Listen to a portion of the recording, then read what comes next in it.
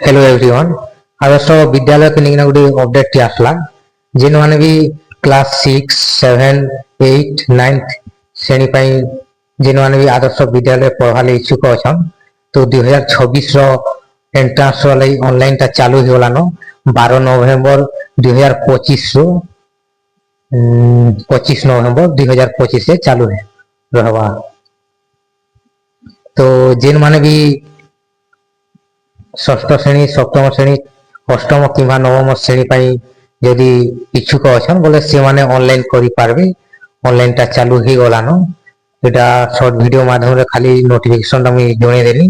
बाकी काल के जिन वीडियो टी आनमी से वीडियो रे पूरा डिटेल्स से मुई आपन मन को जणामी जे डॉक्यूमेंट्स का लागवा एलिजिबिलिटी क्राइटेरिया काना रहवा।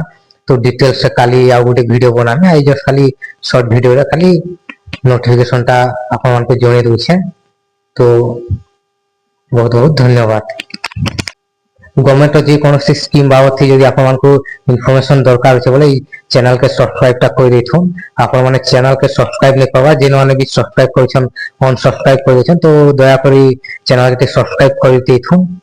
एंता वीडियो माने जानवा ले आके।